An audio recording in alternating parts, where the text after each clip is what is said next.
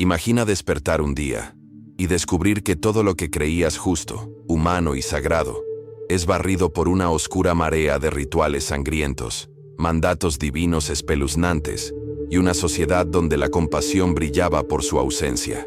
Lo que estás a punto de presenciar no es una historia de terror moderna, sino un retrato brutal de la antigüedad bíblica, donde los límites entre lo divino y lo monstruoso se difuminan.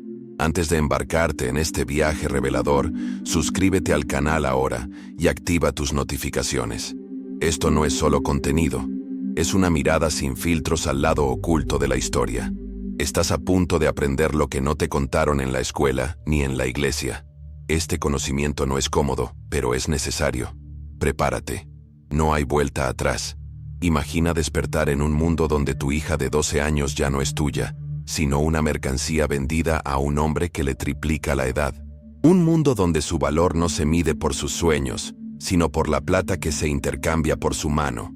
Esto no era una historia distópica, era la ley, era la cultura, era la norma en el mundo antiguo, descrito por el Antiguo Testamento. Las mujeres, meras extensiones de la voluntad de su padre, se sometían a las órdenes de su marido como ganado. No había lugar para la elección. No había lugar para la protesta, solo sumisión envuelta en tradición. En la época de los patriarcas, la riqueza de un hombre no residía solo en tierras o ganado, sino también en esposas, tantas como pudiera permitirse, tantas como pudiera alimentar. Abraham, venerado y justo, tuvo a Sara, pero también tuvo a Agar, y con ella llegaron los celos, el destierro y la intervención divina. La historia de Jacob se lee como un drama retorcido, engañado para casarse con la hermana equivocada, negociando otros 7 años por la que amaba, y luego engendrando hijos con sus 2 siervas, 4 mujeres, 12 hijos, y un legado cimentado en el engaño, la rivalidad y el sufrimiento silencioso.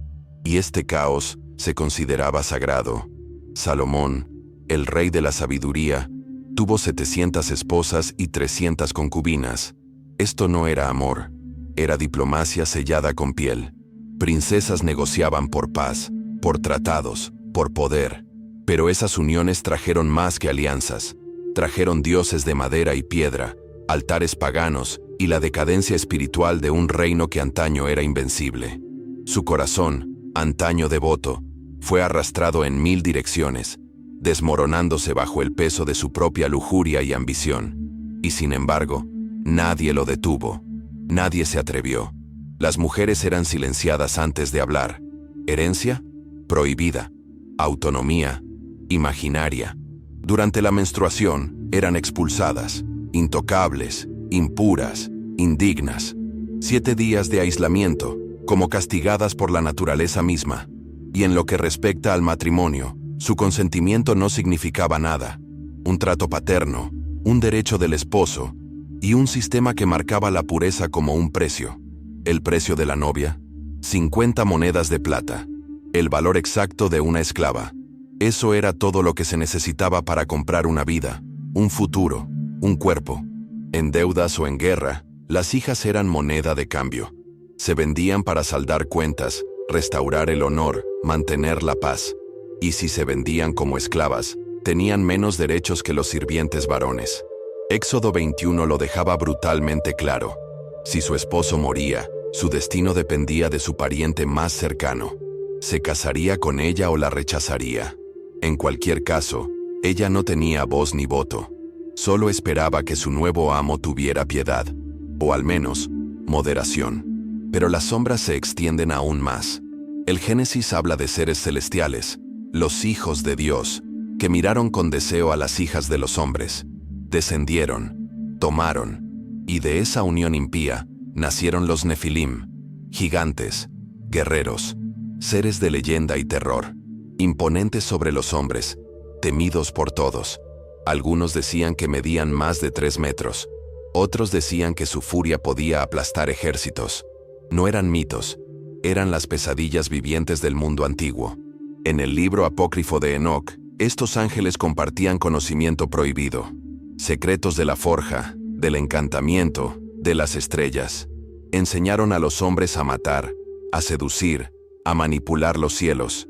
Con ellos llegó la corrupción de la tierra, y entre su monstruosa descendencia, los anaseos, los refaitas y los semitas, gobernaron regiones enteras. Su presencia era tan aterradora que los israelitas se sentían como saltamontes a su paso. Y aún así, estos gigantes caminaron como elegidos, sin ser tocados por la ira divina, por un tiempo. Civilizaciones enteras vivían bajo el temor constante de las plagas, cada una más devastadora que la anterior. No eran meros desastres naturales, eran señales divinas. El Nilo se convertía en sangre, las ranas invadían cada hogar, los piojos y las moscas oscurecían los cielos, el ganado caía muerto de la noche a la mañana. Cada plaga era un mensaje, fuerte y cruel, obediencia o aniquilación. Y en el centro de todo, una mano invisible que decidía quién viviría y quién se ahogaría en la tristeza. Las madres veían a sus hijos pudrirse, sus tierras decaer, sus dioses desmoronarse. Y aún habría más. Cuando el golpe final golpeó a Egipto, no fue con truenos, sino con silencio, seguido del llanto angustiado de miles. La muerte de todos los primogénitos, desde príncipes hasta prisioneros, no dejó casa alguna intacta. El dolor se extendió como un reguero de pólvora. Esto no fue un castigo, sino una erradicación. Y cuando los israelitas huyeron, no dejaron atrás una ciudad, sino un cementerio. Este era un Dios que dividió mares y aplastó ejércitos, que alimentó con maná y castigó con lepra. Un Dios temido, no solo adorado, venerado, pero no siempre amado. La justicia no era ciega, sino sanguinaria. Adulterio, muerte por lapidación. Trabajar en sábado, muerte. Y respetar a los padres, muerte. Y no por desconocidos. Los verdugos eran padres, hermanos, esposos. La primera piedra debía ser arrojada por alguien cercano, alguien de confianza. Imaginen a un padre alzando el brazo contra su propio hijo, a un esposo alzando una piedra contra su esposa. No era justicia, era doctrina. Y la comunidad no observaba, participaba. Abstenerse era traicionar la ley. La misericordia se consideraba debilidad. El sistema de sacrificios no era simbólico, era una matanza. Los suelos del templo estaban teñidos de sangre. Los animales eran desangrándose, desmembrados, quemados. El hedor a carne y humo se aferraba a Jerusalén como una segunda piel. Cada pecado exigía sangre. Cada error necesitaba una vida. Los pobres ofrecían aves, los ricos, toros, y los sacerdotes caminaban descalzos por ríos carmesí, con las manos empapadas y las túnicas manchadas. El perdón no llegaba fácilmente, llegaba gritando, retorciéndose, agonizante, y en algún lugar de ese ritual, se suponía que la santidad florecería, pero ni siquiera eso fue lo peor. Jefté, guerrero de Israel, hizo un voto. Si ganaba la batalla, ofrecería lo primero que le llegara como holocausto. Y cuando regresó a casa, danzando de alegría, su hija, su única hija, corrió hacia él con una pandereta. Él rasgó sus vestiduras. Ella rogó durante 2 meses que llorara su virginidad. Y entonces, murió en el fuego, sacrificada por quien debería haberla protegido. No hubo intervención divina. Ningún carnero en la espesura. Solo humo, ceniza y silencio. Más lejos aún, estaba el valle de Hinón, un lugar maldito donde los niños eran depositados en los brazos de Moloc, un ídolo de bronce con un horno por vientre. Los tambores retumbaban para acallar los gritos mientras los bebés ardían vivos.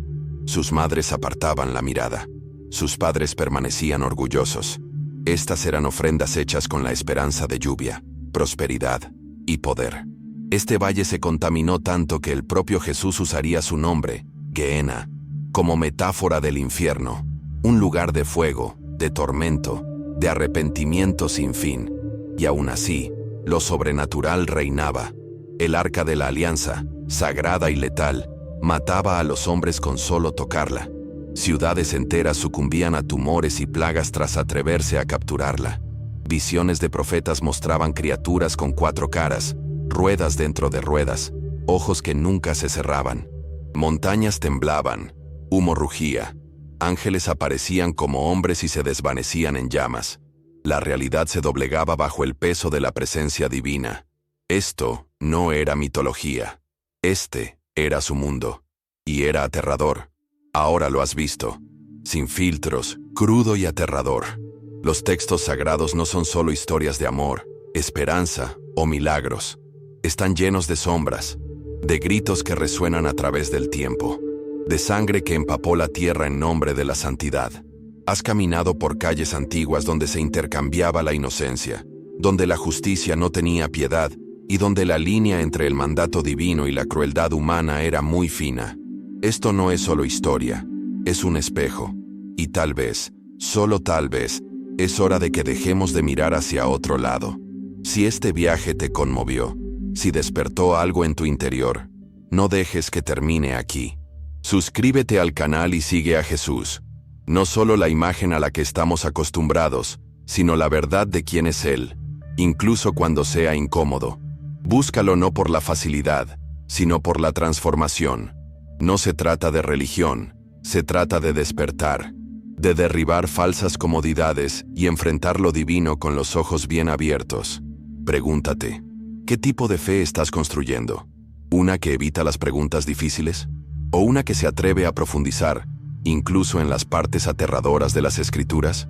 El Dios del Antiguo Testamento no era seguro, pero era soberano, era santo y, sobre todo, era real. Ese mismo Dios te llama ahora, no a temer, sino a seguir, no a esconderte, sino a rendirte. Hay poder en el conocimiento, pero hay transformación en la verdad. Si este video te abrió los ojos, deja que te abra el corazón. Habla, comenta abajo. Dios es soberano. Que el mundo vea que no te avergüenzas de la verdad, que se sepa que no buscas consuelo, sino a Cristo. Comparte este video, no porque sea sensacional, sino porque es necesario.